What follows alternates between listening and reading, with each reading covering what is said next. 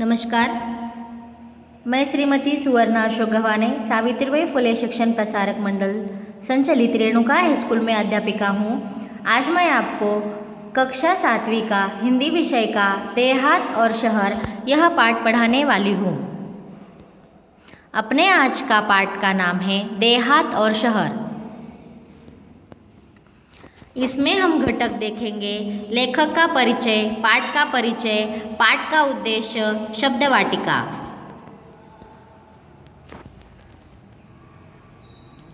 देहात और शहर, इसका हम अब परिचय देखेंगे। इसके लेखक हैं अभिषेक पांडेय।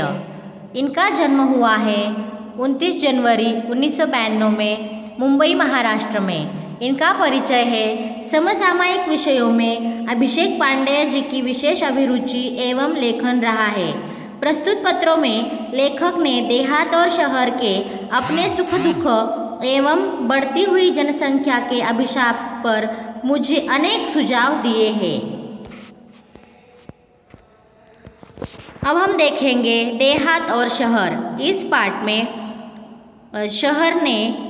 देहात ने शहर को पत्र लिखा और फिर बाद में शहर ने देहात को पत्र लिखा है।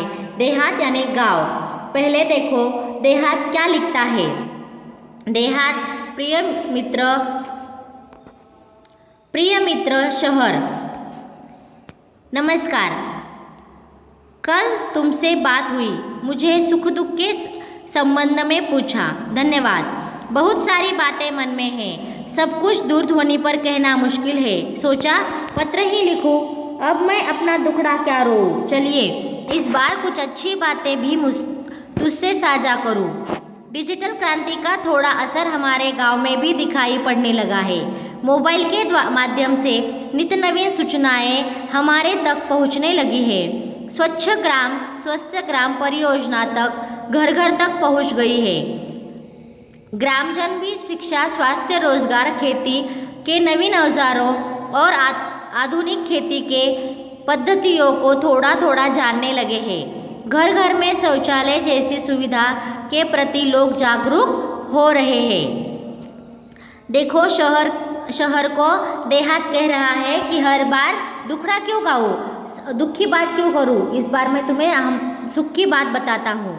और क्या क्या बता रहा है कि डिजिटल क्रांति का थोड़ा सा असर हमारे गांव में पड़ने लगा है और मोबाइल के द्वारा नित्य नवीन सूचनाएं हैं जो हमें पहुंचने लगी है। और वैसे भी स्वच्छ ग्राम और स्वस्थ ग्राम परियोजना घर घर तक पहुंच गई है। ग्रामजन की शिक्षा, स्वास्थ्य, रोजगार, खेती और नवीन औजारों को, आधुनिक खेती की पद्धतियों को थोड़ा थोड़ा क्या करने लगे हैं, जानने लगे हैं। और घर घर में शौचालय के प्रति भी लोग जागरूक हो रहे हैं। ऐसा पत्र में लिखा है देहात ने शहर को।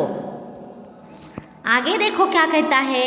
हालांकि कुछ परेशानियां अब भी वही की वही है। पीने का पानी लाने के लिए दूर दूर तक जाना पड़ता है।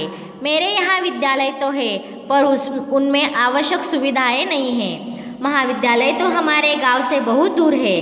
तुम्हारे बारे में सोचता हूँ तो लगता है कि तुम्हारे पास अत्याधुनिक और अच्छी सुविधाएं, विकसित तकनीक है। तुम्हारी दिन दुनी रात चौगुनी उन्नति हो रही है। तुम कितने सुखी हो। यातायात के आधुनिक साधन, पक्की चौड़ी सड़कें, बड़े बड़े शॉपिंग मॉल और 24 घंटे बिजली की सुविधा तुम्हारे शान में चार चांद लगा देती है। कभी कभी मन बहुत उदास हो जाता है। एक ज़माना था मेरे यहाँ बहुत खुशहाली थी, चारों तरफ हरियाली थी। अब पहले जैसे रौनक नहीं रही। मैं असुविधा, बेरोजगारी, आपसी झगड़े, गठबाजी, अशांति जैसे समस्याओं से घिरता जा रहा हूँ। देखो शहर को पहली अच्छी बातें बताई, लेकिन जो अभी भी सुधारना नहीं हुई है गांव में, देहात में, वह अब कहता है। वह क्या कहता है कि पानी के लिए दूर दूर जाना पड़ता है, विद्यालय में सुविधाएं नहीं हैं और महाविद्यालय तो गांव से बहुत दूर है। और शहर में क्या क्या है, अत्याधुनिक जो है सुविधाएं है, विकसित तकनीक है और कैसी है, दिन दुनी और रात चौगुनी उन्नति भी हो रही है। लंबी चौड़े सड़कें हैं, शॉपिंग मॉल है, 24 घंटे बिजली है। और क्या होता है, कभी कभी मेरा मन भी उदास हो जाता है। हमारे यहाँ भी एक ज़माना था कि हमारे यहाँ भी खुशहाली थी, हरियाली थी, पर पहले जैसी रौनक अब गांव में नहीं रही, क्योंकि गांव के सब लोग क्या हो रहे हैं, शहर की तरफ दौड़ रहे हैं।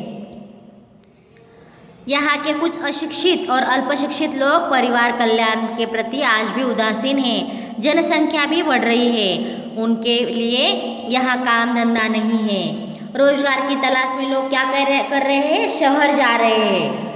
यहाँ काम के लिए मजदूर नहीं मिल रहे हैं। शहरी चमक धमक और आधुनिक सुविधाओं की ओर आकर्षित होकर लोग मुझे अकेला छोड़कर तुम्हारी ओर दौड़ रहे हैं। यहाँ स्वास्थ्य सुविधाएं भी नहीं हैं, बीमारियां हैं, पर पर्याप्त मात्रा में सुसज्ज और अच्छे अस्पताल नहीं हैं। लोगों को ठीक समय पर दवाई भी नहीं मिल पाती। मेरा परिवार टूट सा रहा है, बताइए मैं क्या करूं? तुम्हारा मित्र देहात। और आगे देहात ने कहा है कि लोग क्या कर रहे हैं, शहर के लिए शहर में जा रहे हैं रोजगार की तलाश में, और यहाँ काम के लिए मजदूर नहीं मिलते। शहरी चमक धमक और सुविधाओं को आकर्षित होकर लोग मुझे अकेला छोड़ देते हैं और तुम्हारी तरफ आते हैं। यहाँ स्वास्थ्य सुविधा भी नहीं है, बीमारियाँ है, लेकिन अस्पताल सुसज्ज और अच्छा अस्पताल नहीं है। समय पर दवा भी नहीं मिल पाती, और इस तरह मेरा परिवार क्या हो रहा है, टूट सा जा रहा है। ऐसा देहात ने शहर को पत्र लिखा है। अब आगे देखेंगे शहर देहात को क्या कहता है। 15 अगस्त को 2017 में यह पत्र लिखा है देहात को शहर ने। वह कहता है, प्रिय मित्र देहात नमस्कार, आज स्वतंत्रता दिवस है। इस उपलक्ष्य में हार्दिक बधाइयाँ। पत्र मिला, तुम्हारी प्रगति के बारे में जानकर खुशी हुई। मित्र, परिवर्तन ही सृष्टि का नियम है।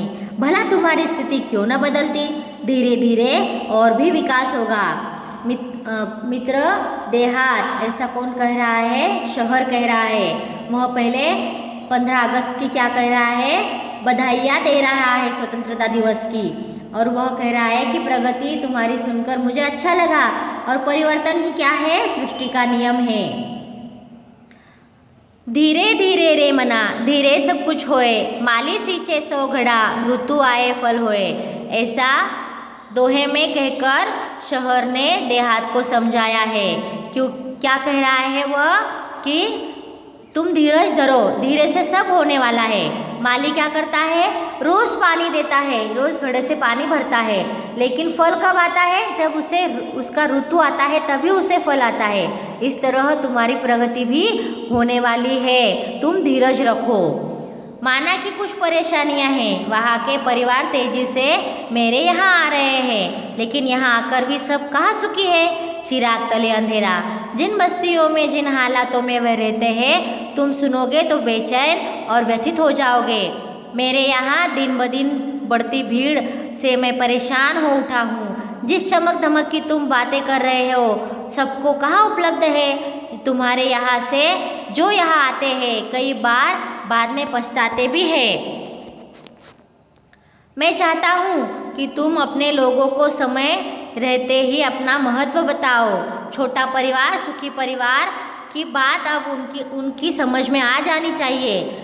तुम उन्हें बुराइयों से दूर रखकर विभिन्न व्यावसायिक कौशलों, कंप्यूटर संबंधी जानकारी विकसित करने की तरफ ध्यान दो। खेल को ग्रामीण जीवन का आत्मा है। दौड़ना, तैरना, पेड़ों पर चढ़ना उतरना तो वहाँ के बच्चों की रग रग में बसा है। आज कितने विख्यात खिलाड़ी गांव से ही आगे बढ़ रहे हैं। उनको प्रोत्साहित करना है तुम्हारी नैतिक जिम्मेदारी है। खेल संबंधी मार्गदर्शन देकर हमारा देश अंतर्राष्ट्रीय स्तर पर प्रगति कर सकता है। अपने गांव को एक परिवार समझकर उसे विकसित करने का प्रयत्न करो। देखो, देहात ने जब पूछा कि अब मैं क्या करूं, तो उसे सुझाव दिया है शहर ने कि जो अंतर्राष्ट्रीय स्तर पर खिलाड़ी रहते हैं, वह खिलाड़ी गांव से ही आगे बढ़ते हैं, क्योंकि दौड़ना, तैरना, पेड़ों पर चढ़ना उतरना वो बच्चों की रग रग में बसा है, और जो विख्यात खिलाड़ी है वह गांव से ही आगे बढ़ते हैं। तो तुम क्या करो, उन्हें प्रोत्साहित करो, उन्हें खेल के संबंध में मार्गदर्शन करो और जो वैसे भी हमारा देश क्या करेगा, अंतर्राष्ट्रीय स्तर पर प्रगति करेगा। फिर आगे कहता है, आगे शहर ने अपने मित्र देहात के लिए बहुत सारी बातें बताई। इस पाठ में हमने देहात और शहर इन दोनों का पत्र देखा है। अब हम देखेंगे शब्द वाटिका। नए शब्द, साझा करना यानी बांटना, रौनक, चमक धमक, व्यथित, दुखी। इसमें और शब्द आए हैं विख्यात यानी बहुत प्रसिद्ध, आबादी यानी जनसंख्या, चिल्लप्पो यानी शोर। देखो मुहावरे कौन कौन सी आई है। दुखड़ा रोना यानी दुख सुनाना, दिन दुनी रात चौगुनी उन्नति यानी तेज गति से विकास, चार चांद लगाना यानी शोभा बढ़ाना। और एक कहावत आई है, चिराग तले अंधेरा यानी योग्य व्यक्ति के पास ही अयोग्यता। अब हम आगे के लेक्चर में बंदर का धंधा यह कविता देखेंगे। धन्यवाद।